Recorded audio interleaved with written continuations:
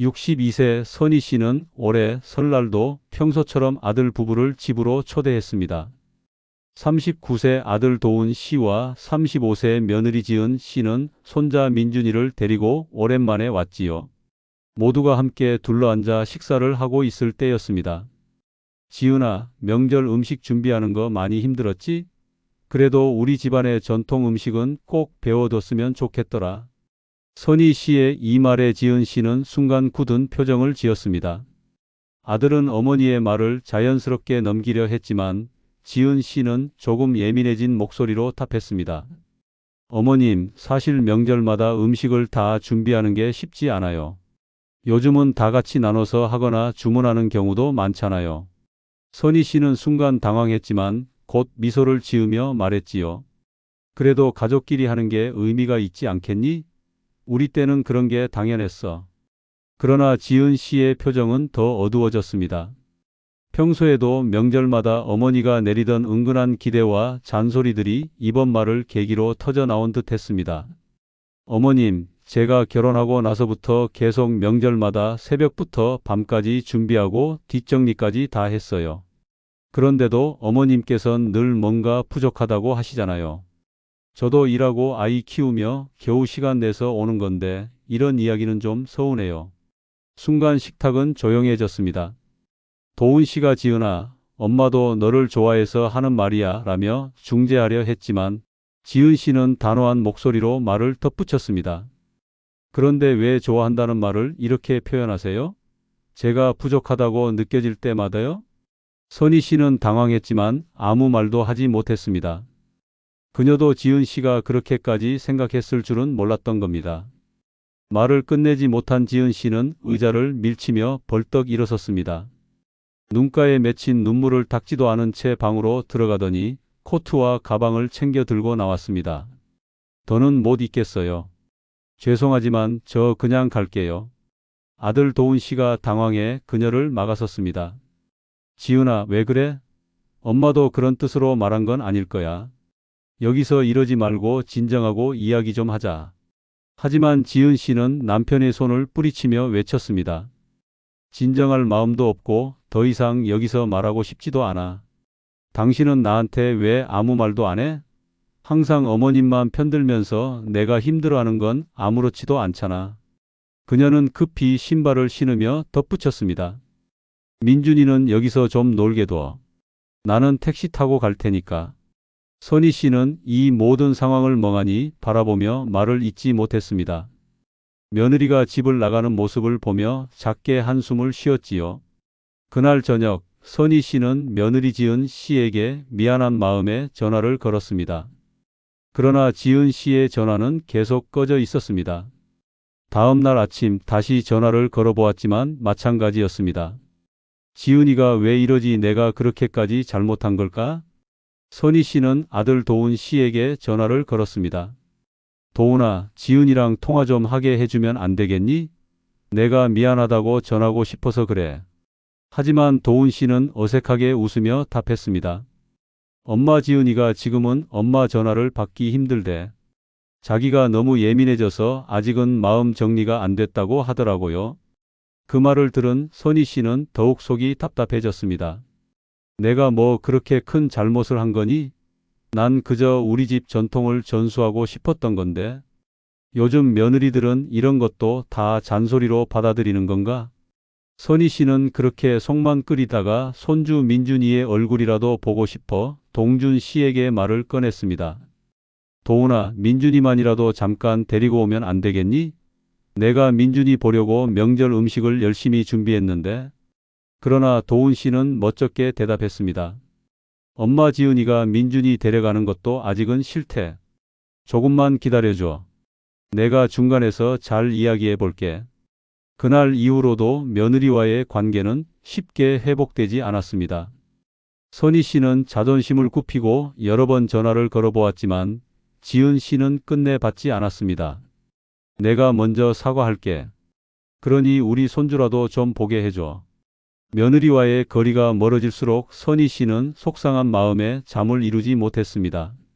하지만 마음 한편으로는 지은이가 왜 저렇게까지 화가 났을까? 라는 생각도 들었습니다. 내가 너무 내 방식만 고집했던 걸까? 아니면 요즘 젊은 사람들과는 진짜 생각하는 게 다른 건가? 며느리 지은 씨와의 냉랭한 상황이 이어지던 어느 날, 선희 씨는 오랜만에 동창 모임에 나가기로 했습니다. 늘 활기찬 친구들의 얼굴을 보면 기분도 나아질 것 같았습니다. 밥상을 함께 둘러앉은 자리에서 친구들이 하나둘씩 요즘 일상을 털어놓기 시작했습니다. 선희 씨도 그동안 쌓였던 이야기를 꺼내며 며느리에 대한 이야기를 털어놓았습니다. 아니, 며느리가 뭐가 그리 서운했는지 그날 울면서 집을 나가고 그 뒤로는 전화도 받지 않는 거야. 내가 그렇게 큰 잘못을 한 건가 싶어서 속상해 죽겠어. 그러자 친구들이 눈을 휘둥그레 뜨며 말을 이어갔습니다. 아니, 요즘 애들은 정말 싹바가지가 없어. 장모님이 그 정도 말도 못해? 며느리가 뭘 그렇게 대단하다고 시어머니한테 전화도 안 받는다니. 맞아, 맞아. 우리 때는 시어머니가 뭐라 하시면 그냥 예, 예 하고 넘겼지. 요즘 며느리들은 어른 대접을 몰라. 나 같으면 진작에 손주고 뭐고 관심 끊었어. 며느리가 먼저 와서 사과를 해야지. 선희 씨는 친구들의 말에 고개를 끄덕이면서도 마음 한구석이 무거웠습니다. 그치?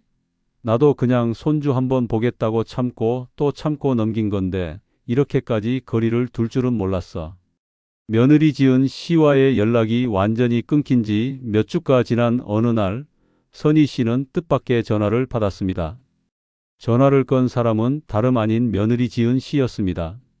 어머님, 저예요. 지은이에요. 선희 씨는 깜짝 놀라며 전화를 받았습니다. 그래, 지은아. 오랜만이다. 내 목소리 들으니 반갑다. 하지만 지은 씨의 목소리는 차갑고 단호했습니다. 어머님, 이번에 제가 연락한 건 민준이 때문이에요. 어머님께 한 가지 분명히 말씀드리고 싶어서요. 순간 선희 씨의 가슴이 철렁 내려앉았습니다. 무슨 말인데 그러니? 민준이가 무슨 문제라도 있니? 지은 씨는 짧은 한숨을 쉬며 말을 이었습니다. 앞으로 민준이를 보시겠다는 생각은 하지 않으셨으면 좋겠어요. 어머님과 저희 가족이 더 이상 가까이 지내는 건 어려울 것 같아요.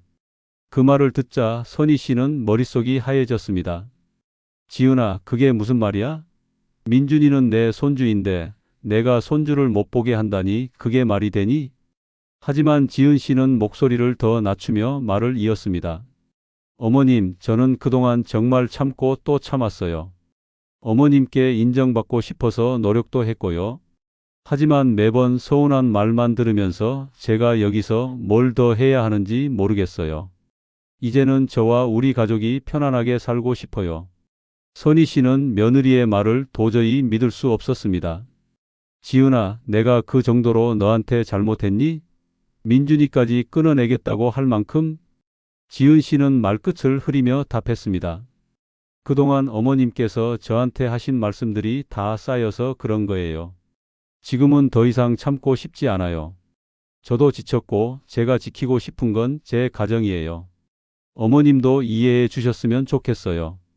그렇게 통화가 끝난 뒤 선희 씨는 멍한 상태로 한참을 앉아 있었습니다. 눈앞에 손주 민준이의 웃는 얼굴이 떠올랐고 속이 상해서 눈물이 나기 시작했지요.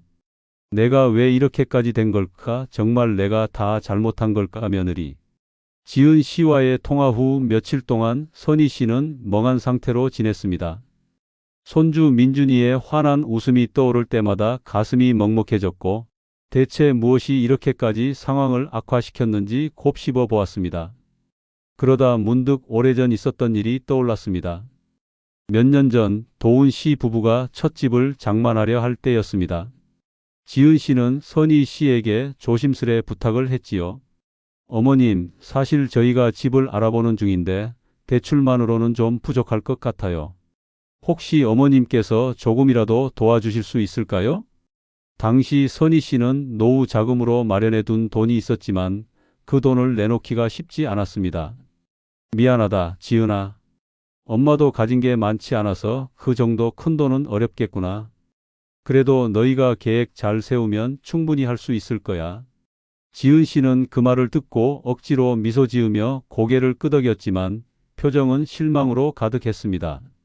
그 후로 지은 씨는 대출을 늘려 집을 장만했지만 선희 씨는 며느리의 태도가 미묘하게 바뀌었다는 걸 느꼈습니다. 며느리의 말과 과거의 기억이 뒤엉킨 선희 씨는 아들 도훈 씨를 불러 상황을 물어보기로 했습니다. 도훈아, 솔직히 말해봐. 혹시 내 엄마가 뭔가 크게 잘못한 게 있었니? 지은이가 왜 저렇게까지 화가 난 건지 도무지 모르겠다. 도훈 씨는 난처한 표정을 지으며 조심스럽게 말했습니다. 엄마, 지은이가 그때 집 살 때 도움 못 받은 거 아직도 서운해하는 건 사실이야. 며느리 지은 씨와 연락을 시도하던 끝에 선희 씨는 직접 집으로 찾아가기로 결심했습니다. 며느리의 냉랭한 태도에도 불구하고 손주 민준이라도 볼 수 있기를 간절히 바랐습니다. 지은 씨의 집 문을 두드리자 지은 씨는 예상치 못한 듯 당황한 얼굴로 문을 열었습니다.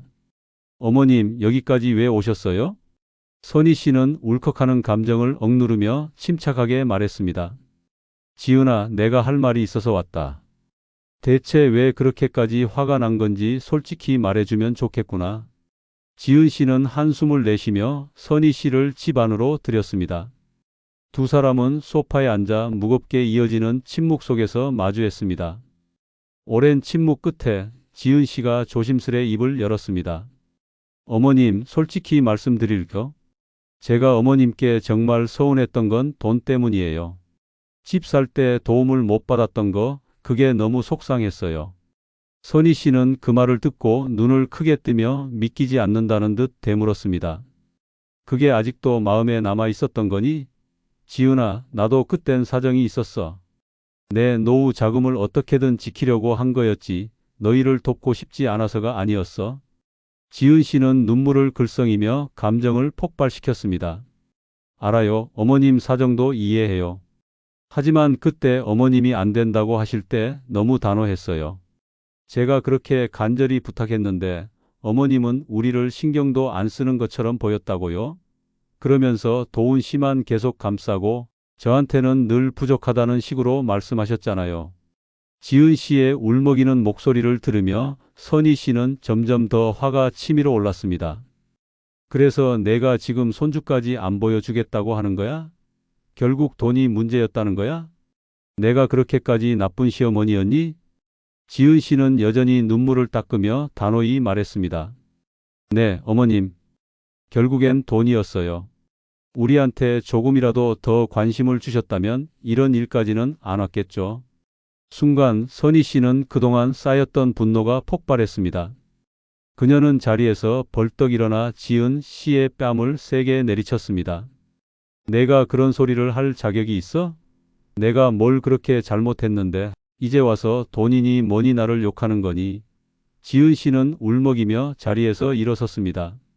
어머님, 이래서 제가 더는 어머님과 가까이 지내기 싫은 거예요. 제가 부족하면 부족하다고 하세요. 근데 이런 식으로 저를 때리기까지 하신 건 절대 용서 못해요.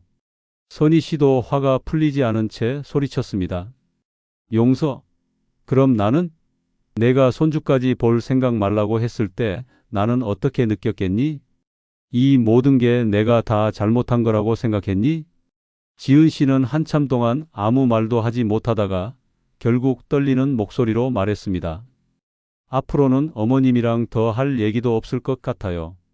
어머님께 손주 보여드릴 일도 없을 거예요. 그러니 다시는 연락하지 마세요. 아들 도훈 씨에게 마지막으로 전화를 걸어 말을 전했습니다. 도훈아, 나 이제 너도 지은이도 민준이도 다 신경 쓰지 않으려고 한다. 내가 너희에게 미안한 것도 있지만 더는 이렇게 계속 상처만 받고 싶지 않다. 앞으로 연락도 하지 않을 테니 너희도 나를 찾지 말아라. 선희 씨는 단호하게 말을 끊었습니다. 민준이도 지은이도 다 너희 가족이지. 내 마음속에선 이미 끝났다. 이제 너희도 나 없이 잘 살아라. 7뒤 선희 씨는 속에 쌓인 답답한 마음을 풀기 위해 동창 모임에 나갔습니다. 선희 씨가 상황을 이야기하자 친구들은 입을 모아 그녀의 결정을 지지했습니다. 잘했어, 선희야. 요즘 며느리들은 어쩜 그렇게 배은망덕한지 몰라. 우리가 뭘 그렇게 잘못했다고 손주도 못 보게 하고 난리야? 맞아. 아들 부부가 어머니를 존중하지 않으면 그냥 모른 척하고 살아야 돼. 자꾸 신경 쓰면 너만 힘들어. 자식도 때론 끊을 줄 알아야 한다고. 너 그렇게까지 참고 살아왔으면 이제 너 자신을 돌봐야지. 여러분, 사연 속 선희 씨처럼 며느리와의 갈등이나 가족 간의 서운함으로 힘든 상황을 겪어본 적 있으신가요? 가족이라서 더 기대하게 되고 그래서 더 큰 상처를 받게 되는 게 아닐까 싶습니다. 하지만 때론 선희 씨처럼 놓아버리는 것도 자신을 위한 방법일 수 있겠죠. 구독자 여러분은 이런 상황에서 어떻게 하셨을지 궁금합니다. 여러분이라면 선희 씨의 선택을 이해하시겠나요? 아니면 다른 방법으로 해결하셨을까요? 댓글로 여러분의 생각과 경험을 나눠주세요. 오늘의 사연을 듣고 많은 분들이 공감과 위로를 받을 수 있길 바랍니다. 다음 시간에도 더 흥미롭고 가슴 찡한 사연으로 돌아올게요.